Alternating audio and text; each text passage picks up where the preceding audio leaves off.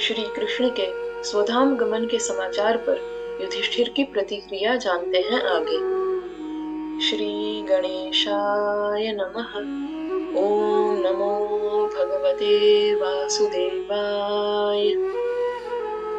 निशम्य भगवन् मार्गं संस्थाय यदुकुलस्य च स्वः पथाय मतिं चक्रे निभृतात्मा युधिष्ठिरः।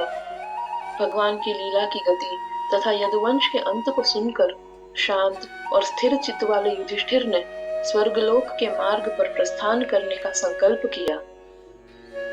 प्रथाप्यनुश्रुत्य धनंजयोदितं नाशं यदूनां भगवद्गतिं च ताम् एकांत भक्त्या भगवत्यधोक्षजे निवेशितात्मो परराम संसृतेः। कुंती ने भी धनंजय अर्जुन द्वारा कहे गए यादवों के विनाश और भगवान की उस गति को सुनकर अनन्य भक्ति के द्वारा अपना चित्त इंद्रियों की पहुंच से परे भगवान में पूर्णतः लगा दिया और संसार के बंधन से निवृत्त हो गई। यया हरद भुवो भारम ताम तनुम विजहावजः कंटकम कंटकेनेव द्वयं चापि शितुः समम्। जिस शरीर के द्वारा अजन्मा भगवान ने पृथ्वी का भार दूर किया था, उस शरीर का भी उन्होंने त्याग कर दिया। जैसे एक कांटे को निकालने के लिए दूसरे कांटे का उपयोग किया जाता है और फिर दोनों को ही फेंक दिया जाता है, उसी प्रकार भगवान के लिए दोनों समान थे। यथा मत्स्यादि रूपाणि धत्ते जहाद यथा नटः भूभारः क्षपितो येन जहौ तच्च कलेवरम्। जिस प्रकार एक अभिनेता विभिन्न भूमिकाएं धारण करता है और फिर उन्हें त्याग देता है, उसी प्रकार भगवान मत्स्य आदि विभिन्न रूपों को धारण करते हैं और फिर उनका त्याग कर देते हैं। जिस शरीर के द्वारा पृथ्वी का भार नष्ट किया गया था, उस शरीर का भी उन्होंने त्याग कर दिया।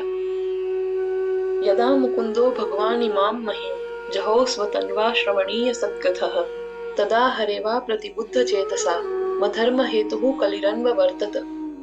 जब श्रवण करने योग्य पवित्र कथाओं वाले भगवान मुकुंद अपने शरीर के साथ इस पृथ्वी को छोड़कर चले गए, तब मानो भगवान हरि के पीछे पीछे जिनकी चेतना जागृत नहीं हुई है, ऐसे लोगों में अधर्म का कारण बनने वाला कलयुग भी आ गया। युधिष्ठिरस्तत्परिसर्पणं बुधः पूरे च राष्ट्रे च ग्रहे तथा आत्मनि विभाव्य लोभानृतजिह्म हिंसनाध्यधर्म चक्रम गमनाय पर्यधात्। बुद्धिमान युधिष्ठिर ने कलयुग के उस प्रसार को नगर, राज्य, घर तथा अपने भीतर भी देखकर और लोभ, असत्य, कपट, हिंसा आदि से उत्पन्न अधर्म के चक्र को पहचान कर प्रस्थान करने का निश्चय किया। स्वराट पौत्रं विनीनमात्मनः सुसमं गुणैः तोय निव्याह पतिं भूमेरभ्यषिञ्चेद् गजाह्वये। स्वाधीन सम्राट युधिष्ठिर ने अपने पौत्र परीक्षित को, जो विनयी थे और गुणों में उनके समान थे, समुद्र रूपी करधनी वाली पृथ्वी का स्वामी बनाकर हस्तिनापुर में उनका राज्याभिषेक किया। मथुरायां तथा वज्रम शूरसेनपतिं ततः प्राजापत्यां निरूप्येष्टिमग्निं पीबतीश्वरः।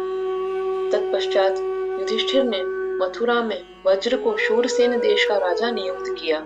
फिर प्राजापत्य यज्ञ संपन्न करके समर्थ युधिष्ठिर ने गृहस्थाश्रम के पवित्र अग्नियों को अपने में समाहित कर लिया।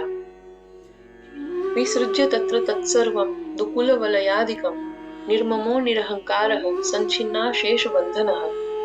वहां अपने रेशमी वस्त्र, आभूषण आदि सब कुछ त्याग कर, ममता और अहंकार से रहित होकर तथा अपने समस्त बंधनों को पूर्णतः काट कर श्रवण यात्रा में जुड़े रहिए।